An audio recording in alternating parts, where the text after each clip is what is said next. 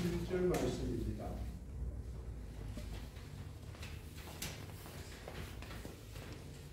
이제 나이가 들어서 그런가 이게 눈이 잘 안 보여서 71편 말씀입니다. 같이 받들어 읽겠습니다. 고난 당한 것이 내 일이라. 이로 말미암아 내가 주의 윤례를 배우게 되었나이다. 아멘. 고난 당한 것이 유익이다라는 제목을 가지고 하나님의 말씀을 드리고자 합니다.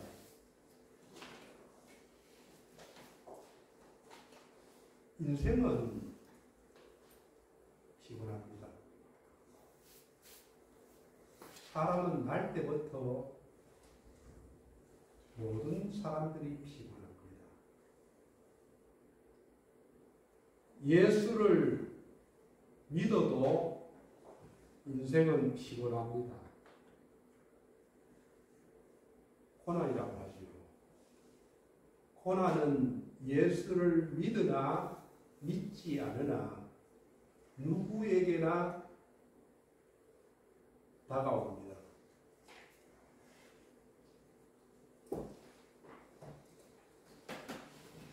어려운 고난을 겪고 나면은 또 다른 고난이 우리에게 다가옵니다. 누구에게나 이 고난은 다가올 수밖에 없습니다. 그래서 욥기 14장 1절 말씀을 보면 앞을 한번 보십시오. 욥기 14장 1절 말씀을 한번 같이 읽도록 하겠습니다. 시작. 여인에게서 태어난 사람은 생애가 짧고 걱정이 가득하며. 욥기 5장 7절 말씀도 같이 읽어보겠습니다. 시작. 사람은 고생을 위하여 났으니 불꽃이 위로 날아가는 것 같으니라. 여러분, 고생은 누구에게나 있습니다.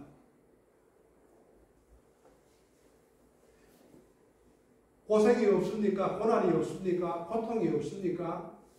있습니다. 이 세상 사람이라면은 누구에게나 고통과 어려움과 문제가 있습니다. 그래서 여인에게서 태어난 사람은 모든 인류의 모든 사람을 이야기합니다. 여러분, 고난이 없습니까?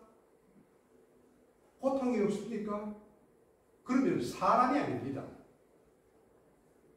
사람은, 여인에게서 태어난 사람은 반드시 걱정과 고난이 있습니다. 그래서 욥은 사람은 고생을 위해서 났다고 이야기합니다. 어려운 문제가 한번 보십시오. 어려운 문제가 해결되면은 조금 지나면은 또 어려운 문제가 다가옵니다. 이게 인생입니다. 그런데 왜 하나님께서 우리에게 고난, 이 어려움을 주실까요?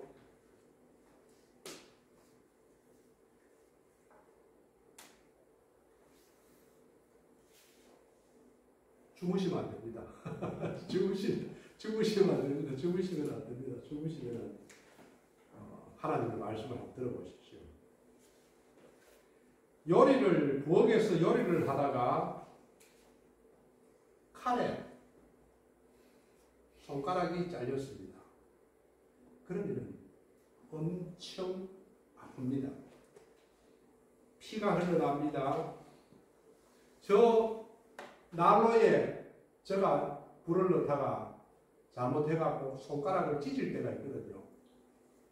되게 뜨겁습니다.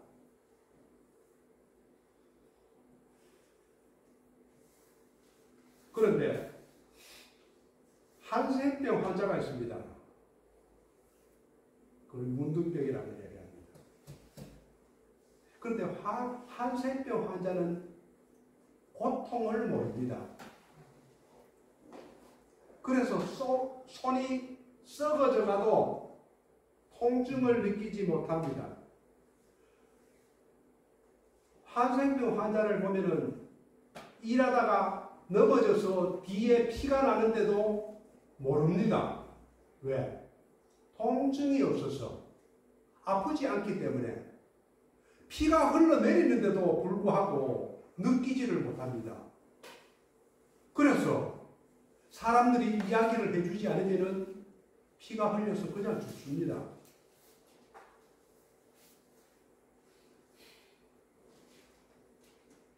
만약에 우리에게 고통이 없다면 좋겠습니까? 손이 잘려 나가는데도 아픔이 없다면 좋겠습니까? 이 고통을 우리에게, 아픔을, 우리에게 육체를 그렇게 만든 분은 하나님이십니다. 만약에 사랑하는 내 자녀가 죽었다, 내 아들이 죽었다, 내 맏아들이 죽었다, 여러분 고통을 느낍니까? 느끼지 않습니까? 느껴요.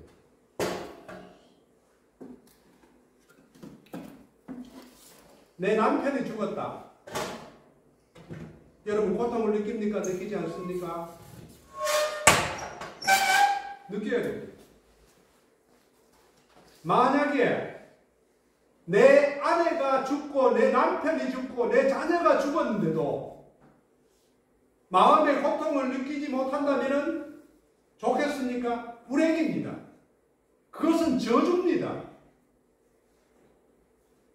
고통과 고난은 우리가 느껴야 됩니다. 그런데 왜 이런 고난과 고통이 올까요? 죄 때문에 오는 것입니다.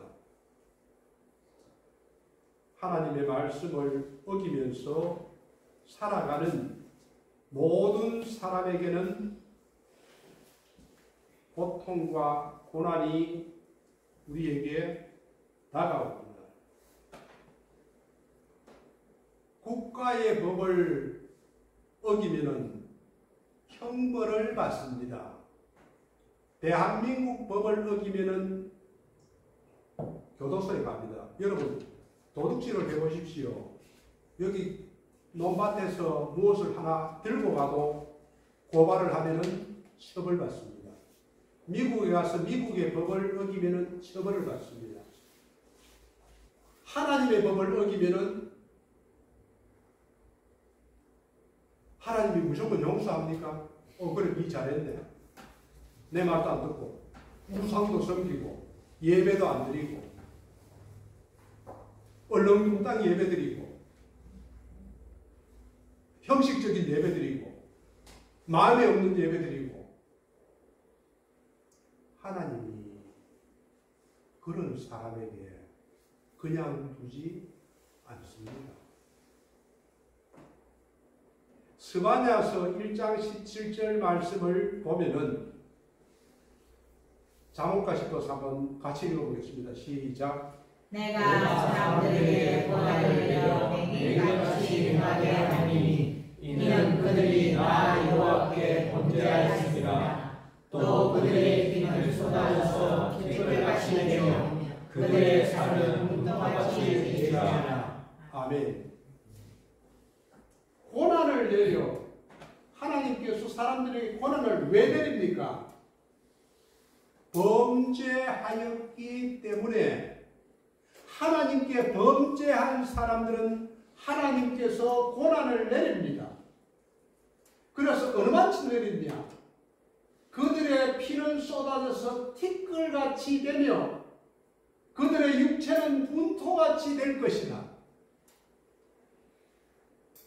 하나님이 우리에게 고난을 주시면 그 고난은 엄청나게 아픔이 있습니다.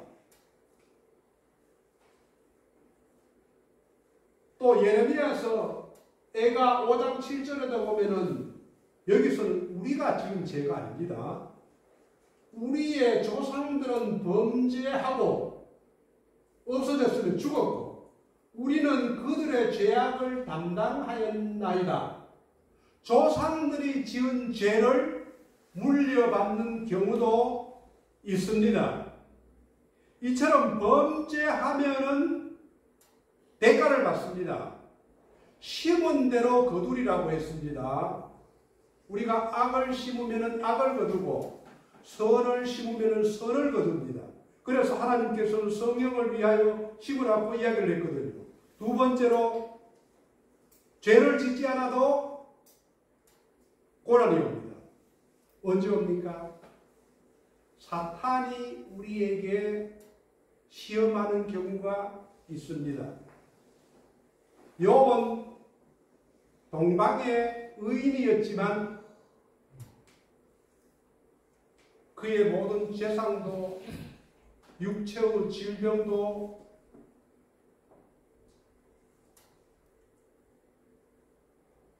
그런 고난도 받았습니다. 세 번째로는 연단을 위해서 고난이 옵니다. 이것은 하나님의 자녀들에게 오는 고난입니다. 그래서 히브리서 12장 6절 말씀을 보면은 주께서 그 사랑하는 자를 여러분 하나님께서 사랑한다는 것을 믿습니까? 사랑하는 자를 지키게 하시고 하나님이 사랑한다면 반드시 징계가 따릅니다. 징계가 없으면 사생자요 참 아들이 아닙니다. 그가 받아들이시는 아들마다 채찍질 하십니다. 맨을 들고 때립니다. 욥기 10장 14절 말씀에도 내가 범죄하면 주께서 나를 죄인으로 인정하시고 내 죄악을 사하지 아니하시나이다. 다윗이 하나님께서 가장 사랑하는 사람인데도 불구하고 죄를 저질렀을 때는 가혹한 징계를 받았습니다. 여러분이 범죄하면 하나님께서 무조건 용서하실까요? 그렇지 않습니다. 오늘 예배도 대충 졸면서 드려보십시오. 반드시 거기에 대한 대가가 따릅니다. 그래서 하나님께서는 나를 사랑하는 자를 사랑하고 나를 멀리하는 자를 멀리하시겠다고 분명하게 이야기를 하십니다. 나를 간절히 찾는 자에게는 내가 만나주겠다고도 약속하셨어요. 그런데 왜 내가 하나님을 만나지 못하고 은혜를 받지 못하고 하나님 앞에 올곧게 살아야 됩니다. 잘 믿어야 됩니다. 욥기 23장 10절에서는 그러나 내가 가는 길을 욥이 그렇게 이야기합니다. 내가 가는 길을 그가 하나님께서 아시나니 그가 나를 단련하신 후에는 내가 순금같이 나오리라.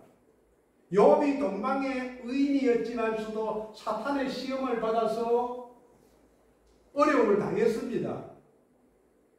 여러분이 어려움을 당할 때에 하나님께서 다 보고 계십니다. 우리 모모 집사가 어려움을 당하고 있구나, 고난을 당하고 있구나, 이런저런 이유로 고난을 당하고 있구나. 이런 이야기가 있습니다. 제가 이야기를 한 가지 하겠습니다. 어느 노총각이 아주 열심히 일을 해서 성공을 했습니다. 그래서 자수성가를 해서 아주 큰 부유한 그리고 멋진 노총각이 되었습니다. 그런데 어떤 아름다운 아가씨를 만나서 약혼을 했습니다. 그런데 이 노총각이 이 신부에게 이런 이야기를 합니다. 아가씨, 나를 사랑한다면, 나와 결혼을 하겠다면 한 가지 조건이 있습니다. 아가씨가 뭔데요? 결혼을 하기 전에 3개월 동안만 남의 집 식모살이를 할 수 있겠습니까? 이유는 묻지 말고 이것을 한다면 내가 결혼하겠습니다 라고 이야기를 했습니다. 아가씨는 별로 기분이 좋지는 않았지만 그 청년이 노총각이 너무 마음에 들어서 3개월 동안 식모살이를 하기로 했습니다. 부모님의 사랑을 독차지하면서 곱게 자란 이 아가씨가 식모살이를 하는 것은 너무나 어려웠습니다. 그런데 이 식모살이를 하면서 고생을 다 하는데도 불구하고 이 신랑 될 사람은 찾아오지 않았습니다. 3개월이 끝나는 날, 이 청년이 식모살이하는 예비 신부를 찾아왔습니다. 그리고 거칠어진 손을 붙잡고 눈물을 흘리면서 얼마나 고생이 많았소. 3개월 동안 식모살이를 한다고 얼마나 고생이 많았소.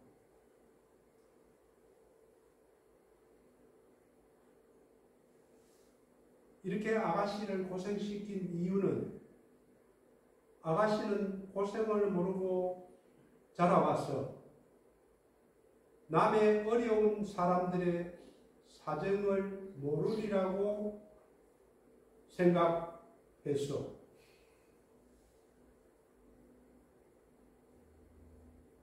내가 살아온 내 사정, 내가 어렵게 자수성가한 지금까지 살아온 나의 마음을 이해하지를 못한다면 어떻게 나와 함께 행복할 수가 있겠어?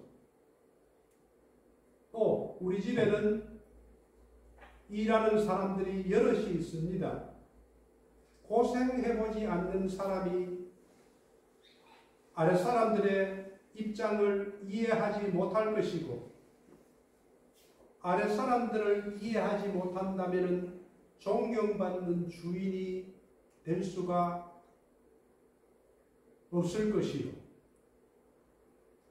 앞으로 내가 모은 모든 재산을 값지게 사용할 계획입니다. 그러려면 나에게는 고생한 신부가, 내조자가 필요합니다. 우리가 살 신혼집에는 모든 것이 다 준비되어 있으니 아무것도 준비하지 말고 예식을 올립시다. 고생을 해야 남편을 이해하고 다른 사람을 이해할 수가 있다는 것입니다. 이것이 하나님께서 우리에게 주시는 훈련이고 연단입니다. 이게 믿음의 시련이고 고난입니다. 고난이 없이 이루어지는 일은 아무것도 없습니다. 우리가 이 땅에서 이루어지는 모든 일은 고난 속에서 이루어집니다. 축구선수 박지성, 지금 유럽에서 손흥민 선수, 골프의 천재 박세리, 올림픽에서 메달을 따는 사람들, 이런 사람들이 편안한 삶으로 메달을 딸 수가 있을까요? 없습니다. 우리 강병건 집사님 많이 사랑받지요. 왜 사랑받습니까? 열심히 일하기 때문에.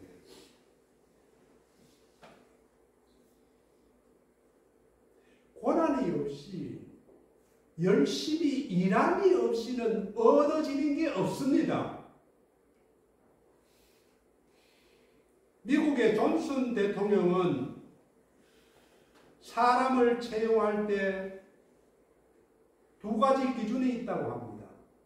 첫 번째로 빨리 출세한 사람, 이런 사람을 쓰지를 않는답니다. 두 번째로 실패를 경험하지 않는 사람도 쓰지 않는답니다. 빨리 출세한 사람은 독선적이라고 합니다.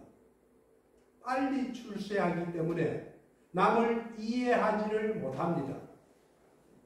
실패한 경험이 없는 사람은 남의 아픔을 이해하지 못합니다.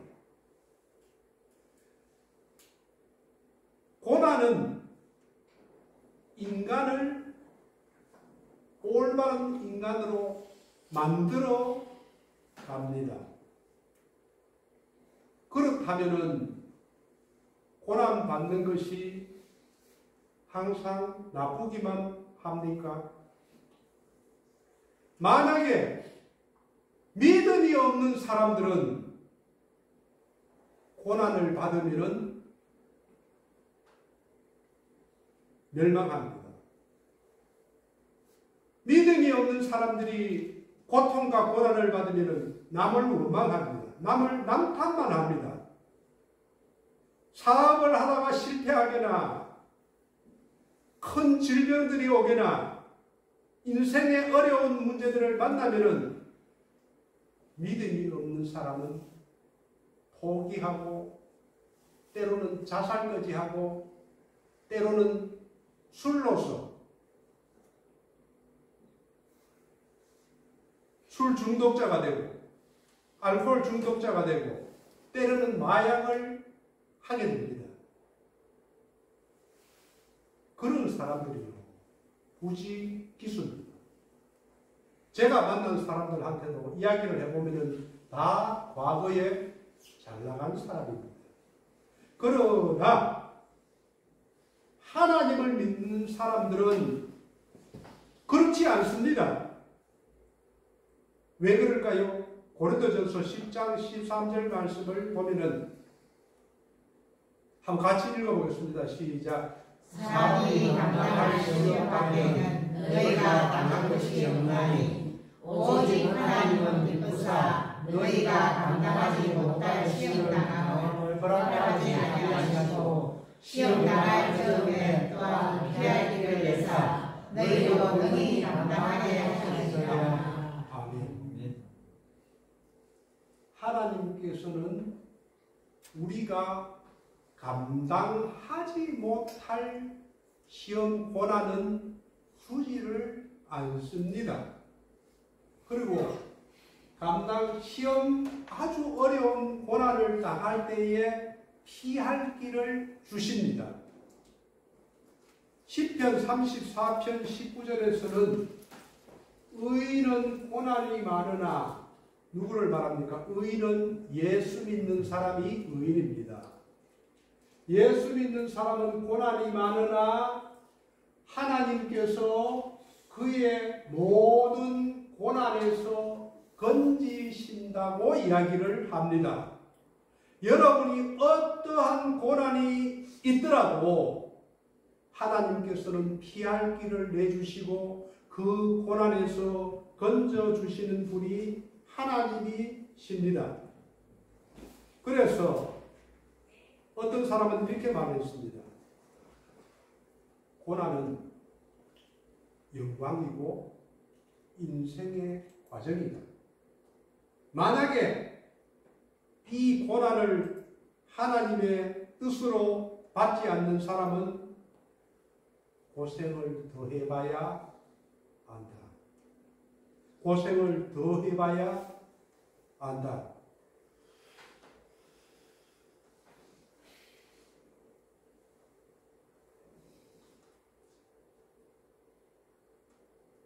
고난이 없으면 사람이 바뀌지를 않습니다. 고생을 경험하지 아니하면 하나님을 찾지도 않습니다. 저도 죽을 것 같은 어려움이 있었기 때문에 예수를 믿게 된 것입니다. 그래서 저에게는 고난이 저에게도 유익이었습니다. 다윗도 그렇게 이야기를 합니다. 오늘 본문 시편 119편 71절을 보면은 고난 당한 것이 내게 유익이다. 이로 말미암아서 내가 주의 율례들을 배우게 되었다고 합니다. 우리 중에 아무도 고난 없이 예수 믿는 사람은 잘 없을 것입니다. 고난 속에서 하나님을 만나게 됩니다. 우리에게 고난이 왔을 때에 우리는 하나님께서 우리가 하나님을 찾고 기도하라는 사인이라는 것을 알아야 됩니다. 믿지 않는 사람들은 하나님을 찾고 하나님 앞에 기도하지 않기 때문에 그들이 실족하고 패망합니다.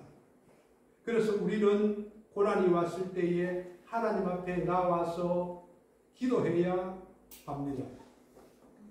기도의 아버지라고 불리우는 E.M. 바운즈는 이렇게 표현했습니다. 현대 교회에 필요한 것은 좋은 방법이나 신기한 조직이나 새로운 기계 문명이 아니다. 현대 교회는 성령님이 쓰실 수 있는 사람, 기도에 능한 사람, 기도하는 사람을 필요로 한다. 성령은 방법을 통해서 흘러나오지 않고 기도하는 사람을 통해서 역사한다. 하나님께서는 지금 이 시대에도 기도하는 사람을 찾습니다. 교회의 위기가 무엇입니까? 개인 신앙의 위기가 무엇입니까? 왜 신앙이 자라지 않습니까? 기도하지 않기 때문에 그렇습니다.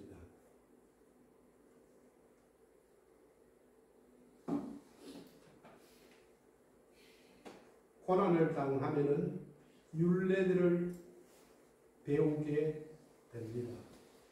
고난을 당하면은 하나님을 알게 됩니다. 예수 믿지 않는 사람도 엄청난 고난을 당하면은 하나님께 기도합니다. 그러면서 하나님을 만나게 됩니다. 예수 믿는 사람, 예수 믿지 않는 사람도 그렇지만 예수 믿는 사람은 당연히 기도하게 되고 하나님의 말씀을 배우게 됩니다. 그래서 욥은 고난을 당한 이후에 내가 주께 대하여 귀로 듣기만 하였사오니 이제는 눈으로 주를 배움나이다. 이렇게 이야기를 했습니다. 고난을 당하고 난 이후에는 귀로 듣던 하나님이 아니고 눈으로 직접 보게 되는 하나님을 만났다고 이야기를 하는 것입니다. 고난을 당하지 않으면 남을 이해할 줄 모릅니다. 고난을 당하지 않으면 남을 품을 줄도 모릅니다. 고난을 당하지 않으면 겸손할 줄도 모릅니다. 사랑할 줄도 모릅니다. 지혜도 잘하지 않습니다.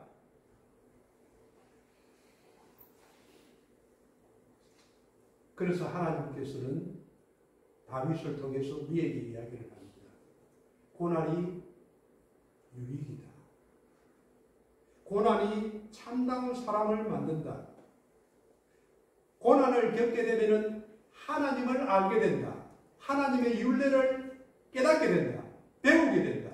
하나님의 말씀을 알게 되고 하나님의 뜻을 알게 되고 하나님의 마음을 알게 되고 하나님의 계획을 알게 되고 하나님과 동행하는 사람이 된다. 성경을 보면은 하나님께서 가장 사랑하는 사람이 누군지 아십니까? 하나님의 말씀을 지키면서 살아가는 사람입니다. 이 세상에서 가장 큰 능력이 뭔지 아십니까? 병을 고치는 능력, 기적을 일으키는 믿음 아닙니다. 하나님의 말씀대로 살아가는 것이 가장 큰 능력이고 하나님께 사랑받는 방법이고 하나님께 앞에서 형통하는 방법입니다. 그래서 신명기에서는 내 말을 듣고 청종하는 사람, 내 말을 듣고 지키는 사람, 그런 사람은 하나님께서 우리를 위대한 사람으로 만들어 가신다고 이야기를 했습니다.